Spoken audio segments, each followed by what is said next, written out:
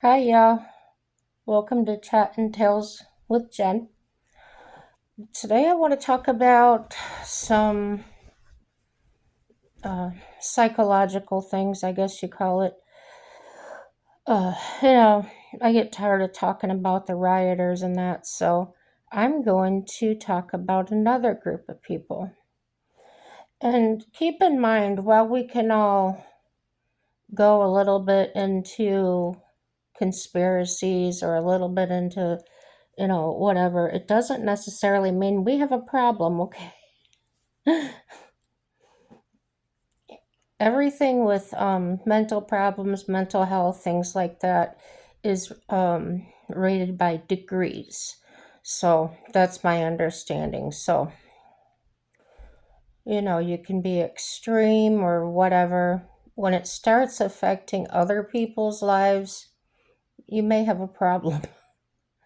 So, what kind of person believes in conspiracy theories? I wanted to know. Um, Beliefs are associated with narcissism, paranoia, and other pseudoscientific beliefs. People with high levels of belief in conspiracy theories were also more likely to be manipulative, egocentric, and eccentric. Belief in conspiracy theories is not a mental illness, but it is associated with psychological traits like paranoia, narcissism, and schizotypy. Never mind. These traits, particularly when they reach subclinical or less severe levels, are linked to a general distrust of authority, a desire for unique knowledge, and an increased susceptibility to believing in things that explain complex events. Kind of off the subject of conspiracy theories, but when it said a desire for unique knowledge, now I have come across many, many people that are like that. Their body posture seems to be, well, either you can start this conversation or they can. And it's usually, oh, did you know this and this and this? Either one of us could say it. But the person that wants to be unique or feel like they've got one up on you or know their authority on the subject, my experience has been they'll usually sit back in their chair or they'll do this so they can look down on you a little bit and then they'll go into their spiel or tell me I don't know what I'm talking about.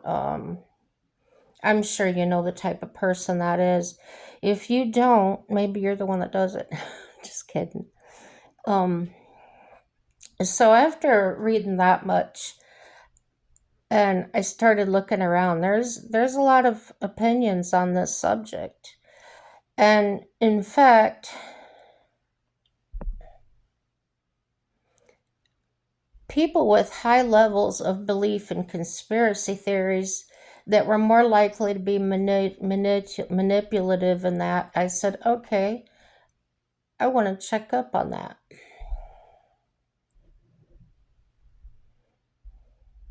Where did it go? The National Institute of Health.gov has this title that I just clicked on. The Psychology of Conspiracy Theories, PMC. Okay. The abstract. What psychological factors drive the popularity of conspiracy theories, which explain important events such as secret plots by powerful and malevolent groups? What are the psychological consequences of adopting these theories? We review the current research and find that it answers the first of these questions more thoroughly than the second. Belief in conspiracy theories appears to be driven by motives that can be characterized as epistemic, understanding one's environment, existential, being safe and in control of one's environment, and social, maintaining a positive image of the self and the social group. However, little research has investigated the consequences of conspiracy belief, and today this research does not indicate that conspiracy belief fulfills people's motivations. Instead, for many people, conspiracy belief may be more appealing than satisfying.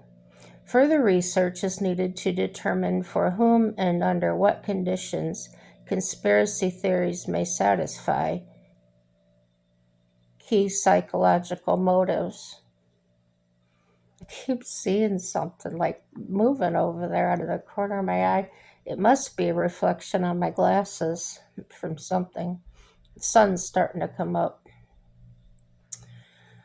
Okay, so this is pretty good to me because a lot of YouTube videos that I talk about, you see a lot of these people.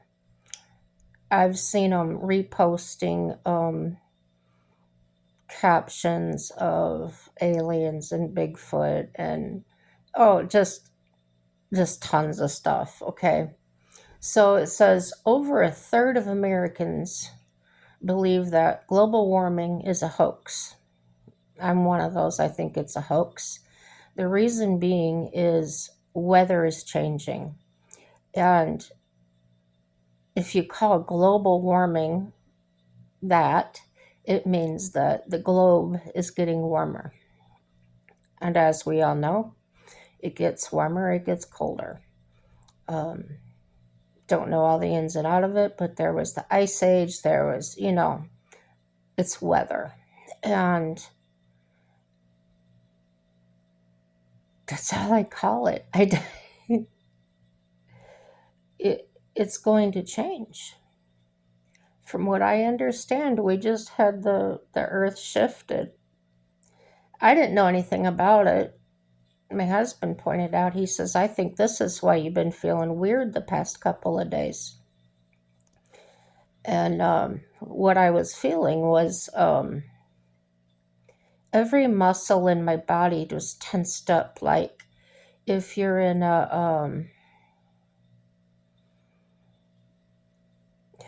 like if you feel like you're going to fall and you tense up like you're going to catch yourself, or if you're in a situation where you feel tense.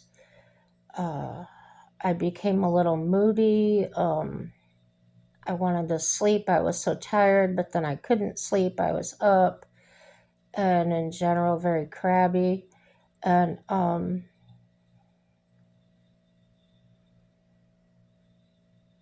the first thing he says was, have you taken your medicine? Because that's how I would kind of act when I wasn't on my medication. And I said, oh, yeah, I've been on it.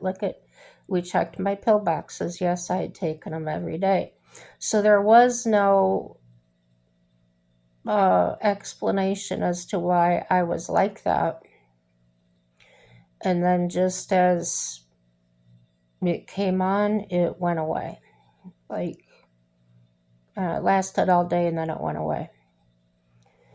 And so Mike had caught this thing on a video, and so he sent it to me, and I was reading it. I couldn't make nor heads or tails of it because my brain was still in a fog from the way I had been feeling. So a little while after I looked at it, I said, so what'd you send that to me for? And he says, did you read it? And I said, yeah. The earth moved or some kind of crap. Is this supposed to be a joke?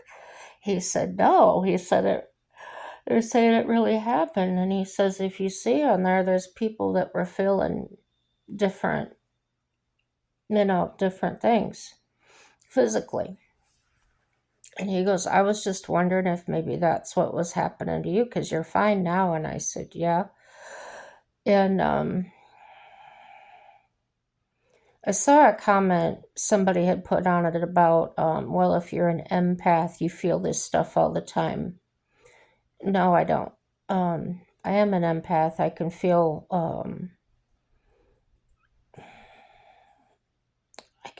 or sense energy off a person or an animal. Um, so it wasn't the same type of feeling at all. It was very different for me. So back onto our subject here. Over a third of Americans believe that global warming is a hoax, and over half believe that Lee Harvey Oswald did not act alone in the assassination of John F. Kennedy.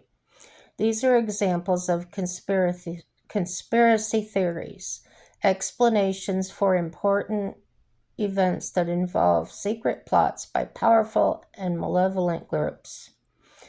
In recent years, there has been growing interest in the psychological factors that drive the popularity of conspiracy theories, and in this article we draw together and organize findings from this burgeoning research. This research suggests that people may be drawn to conspiracy theories when compared with non-conspiracy explanations. They promise to satisfy important social psychological motives that can be characterized as epistemic, example, the desire for understanding, accuracy, and subjective certainty. Existential, the desire for control and security, and social, the desire to maintain a positive image of the self or group. The taxonomy, derived from system justification theory, serves as a useful heuristic to classify the motives associated with conspiracy belief. However, the comparatively scarce research examining the consequences of conspiracy theories does not indicate that they ultimately help people fulfill these motives. So, in general, empirically warranted versus speculative, parsimonious versus complex and falsifiable explanations are stronger according to normative standards of causal and explanation. So, however, in conspiracy theories appear to provide broad, internal, consistent explanations that allow people to preserve beliefs in the face of uncertainty and contradiction. In keeping with this analysis, research suggests that that belief in conspiracy theories is stronger when the motivation to find patterns in the environment is experimentally heightened. It is also stronger among people who habitually seek meaning in patterns in the environment, including believers in paranormal phenomena. It also appears to be stronger when events are especially large in scale or significant and leave people dissatisfied with mundane, small-scale explanations. Furthermore, the need for cognitive closure is associated with beliefs in salient conspiracy theories for events that lack clear official explanations. Also, research suggests that conspiracy belief is stronger when people experience distress as a result of feeling uncertain. I've read some articles and things about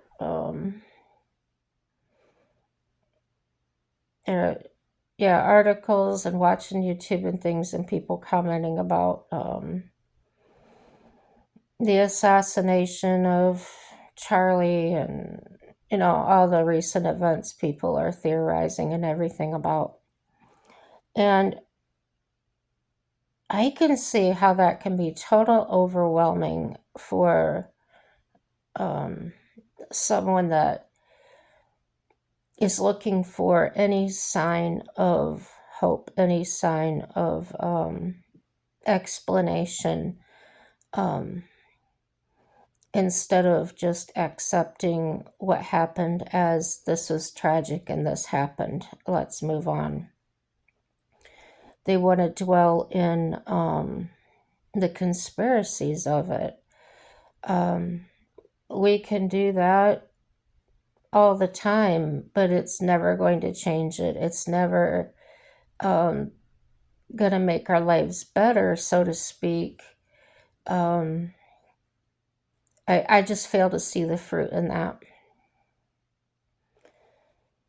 Let me see.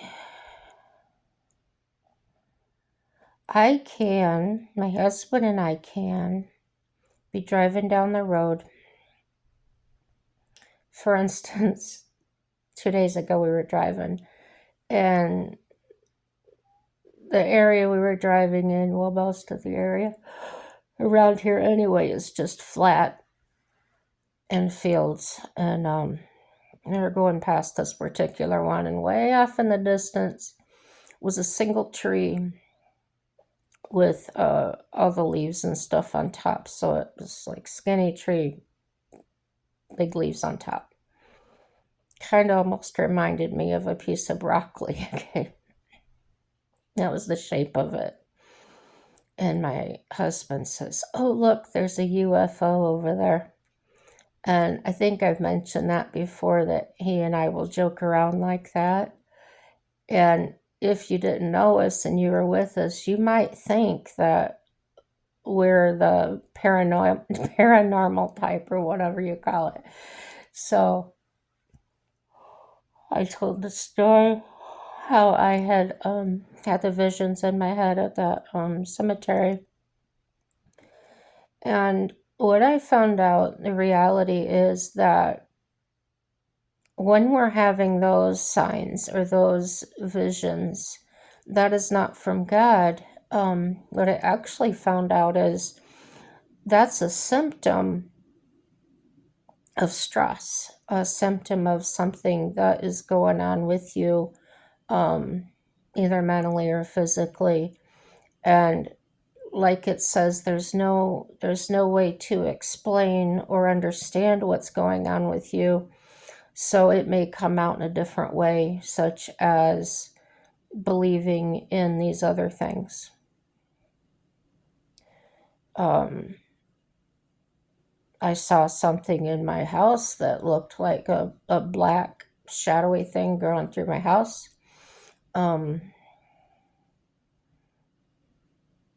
I still to this day tell you I don't know what it was.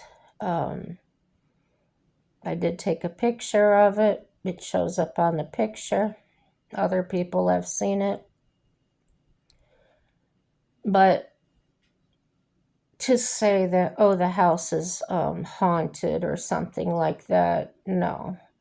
I don't believe that way. I believe that, well, for example, I was getting ready to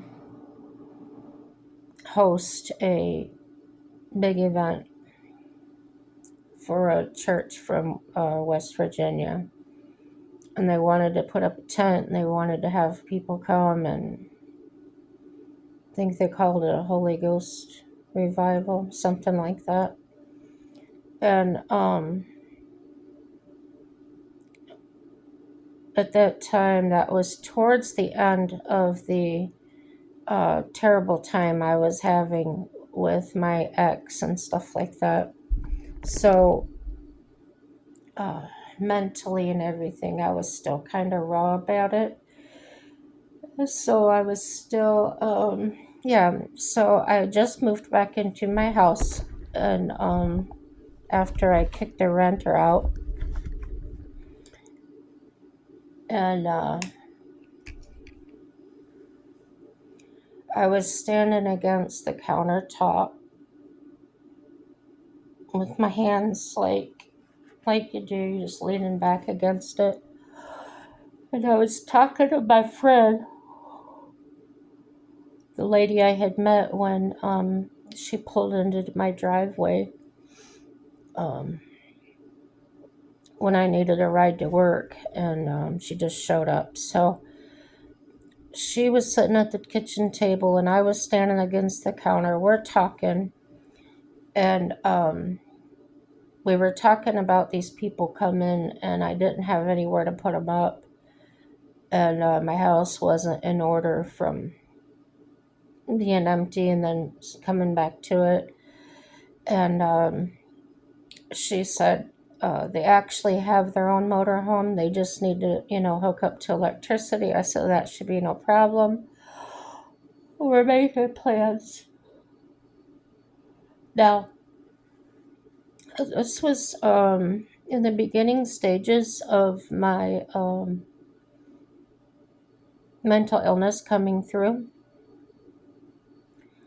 So, what that meant was I was having trouble trusting people still. I was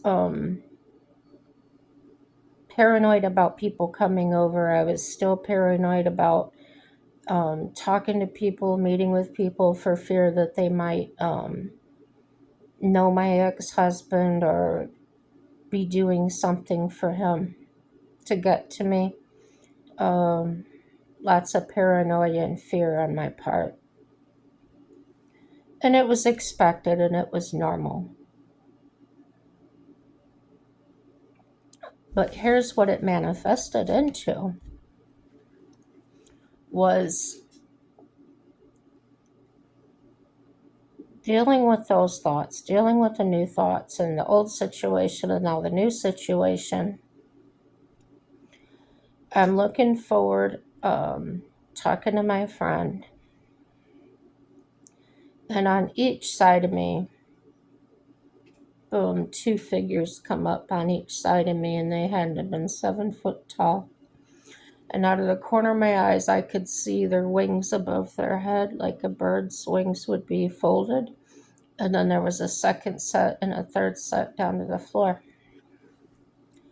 Now, if I turned my head to look, I couldn't see them. But as long as I was standing straight ahead, they were on both sides of me, and they were jet black, covered in feathers. And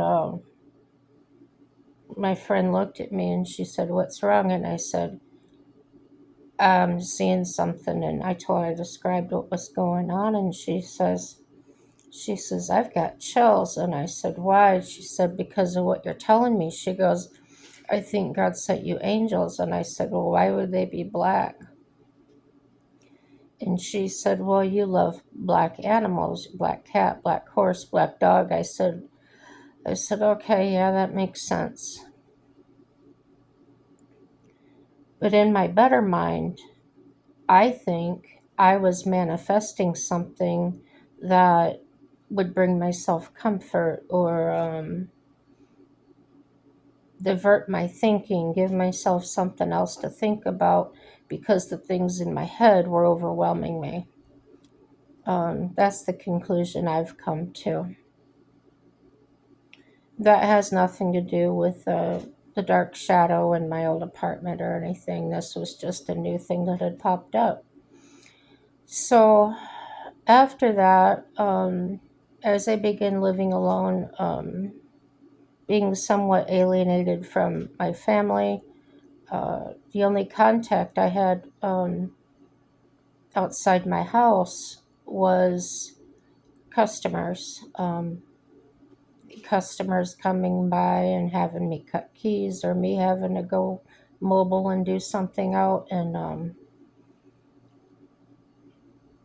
so there wasn't anything personal. There wasn't any type of intimate conversations with anyone about personal things. And so things were just building and building. I didn't have that, oh, I need to talk to somebody, just let me call this person or whatever. Um, because out of fear and wanting to never come across that person again, I cut off relationships, all ties with previous friends, family, um, just basically anybody he could go to and say, hey, where's she at? What's she doing? Um, I just didn't want anybody to know anything, so I just kept everything in. In those kind of scenarios, all these things that were going on was kind of like the perfect storm. Maybe a little bit of hereditary mental illness or whatever, but it got weird. It just got weird. And I went to get out of the house to go do something. I went and decided to go campaigning for this sheriff nominee. And I was in a group of people. We were going door to door discussing his policies and that. And this one girl that I was paired up with, we were talking about God and things and having a lovely day, a lovely conversation. And out of nothing, she starts talking about UFOs and stuff. Okay, I can play along. And what I mean by play along is I can listen non-judgmental and participate in the conversation by maybe suggesting another thought or something. Uh,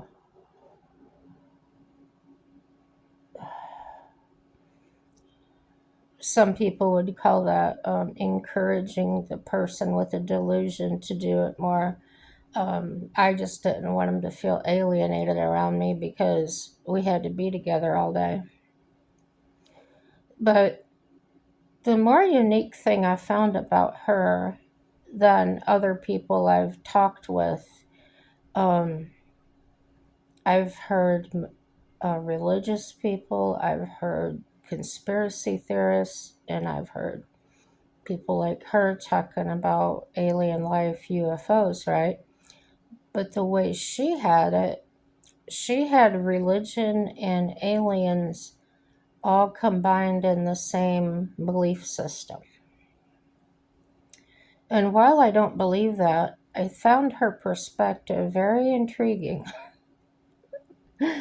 And to be honest, that's why some elders and things at my church had their questions about me.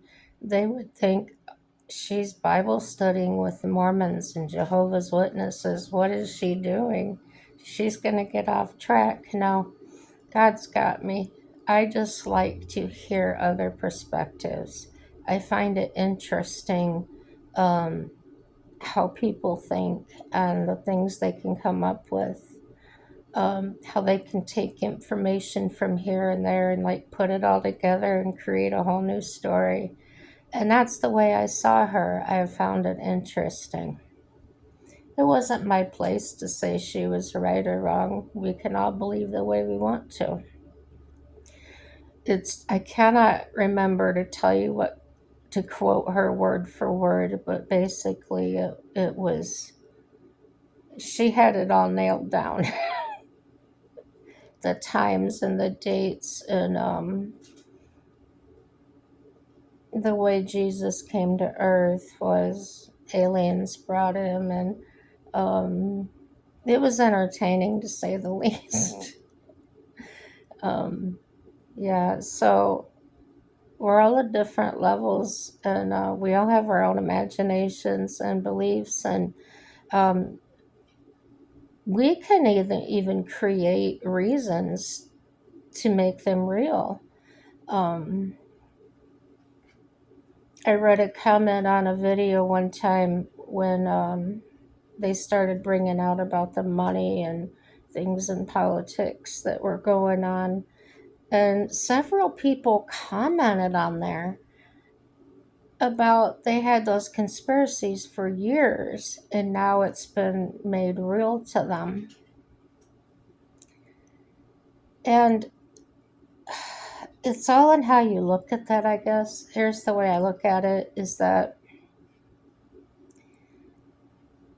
you've gotten little tidbits of facts over so many years, and you've heard conversations, maybe your parents talked about it, or relatives, or whoever you were around you had outside influences feeding these ideas to you. And you can develop conspiracy theories based on those things.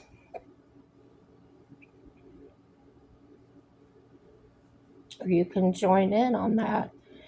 And I've always believed, my dad especially really drove this into me about think for yourself. And I know at the time he was doing it, I was becoming a teenager, and I think he just really wanted me to make good choices. But as sensitive as I am, I turned that into doing that for everything. Um, I was always, I guess you could say, I never had fun because while I was in a place for fun, I was always watching out for everybody else. Um, I was responsible. It really stressed me out when other people weren't being that way. Um, I got jealous sometimes, even of how can they be so comfortable, relaxed, doing these wrong things. They're not afraid to go to jail or be arrested or get in trouble. Um, so I was uptight. And the older I get, the more I learned, or the easier it got to practice. And I got really well at just being loose with the mentality, accepting. Yeah, people are gonna have a good time. Yeah, people are gonna bash beer bottles over each other's heads and things. Just move myself to where I won't get hit, and I'm good. um, but if I carry that all over, someone brought out a gun and put it to my head, um, right here, not at a bar. This was a long time ago, and asked me if I was ready to meet my maker. Um, I still cannot even explain how I felt at that moment. I know that from head to toe, my body went numb. Um, it felt hot and tingly, and I was frozen. I couldn't move. I couldn't speak. My mind went totally blank, and that's the way I experienced it.